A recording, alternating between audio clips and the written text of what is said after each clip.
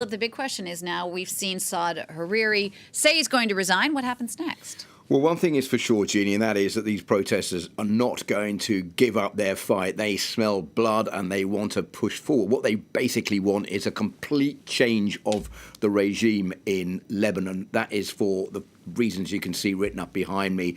There is a high youth unemployment rate of 17%, corruption 138 out of 160 countries in the world, slightly better than in neighbouring Iraq, but not much, and the world's third most indebted country, which basically means people are living, many of them, in a hand-to-mouth situation. They don't have enough electricity, they have to buy electrical generators, there are no jobs, and some of them don't have enough food. So they are very angry with the government, and they say we want all these confessional groups to give way to a new technocratic regime.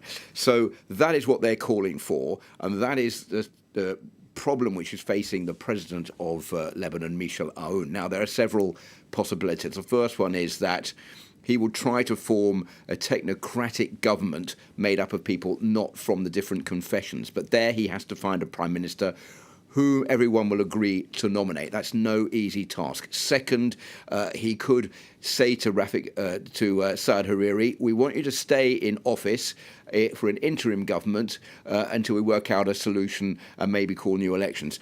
That is a possibility, but Saad Hariri will have no power to try to quell the protesters' demands.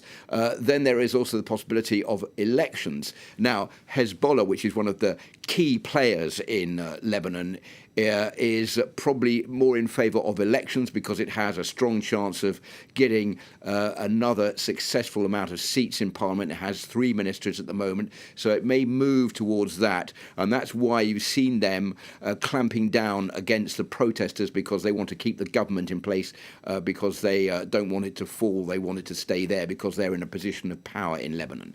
So at the moment, we're in this situation where we don't know exactly what's going to happen. There is, of course, another situation, and that is the protesters get their way and they get to set up a whole new system in Lebanon. That also, for the moment, looks like a long shot. But whatever is happening on the ground at the moment, it's not going to stop with just the resignation of Saad Hariri, which I think the protesters see as the easy part. Now the more difficult part is still remaining to be done.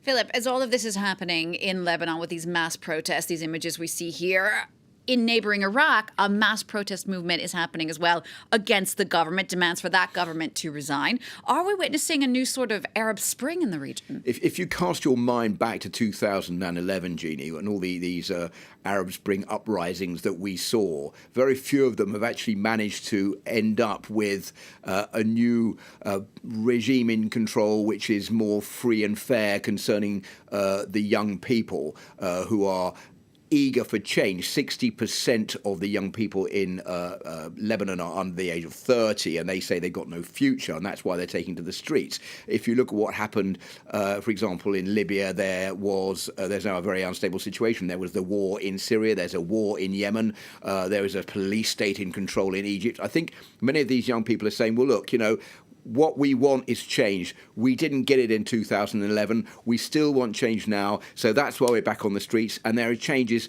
being fought for all over the world, even as far away as Hong Kong. And that's why we have really nothing to lose. That's why we want change at top government level. Philip, thank you for that. France 24's Philip Terrell.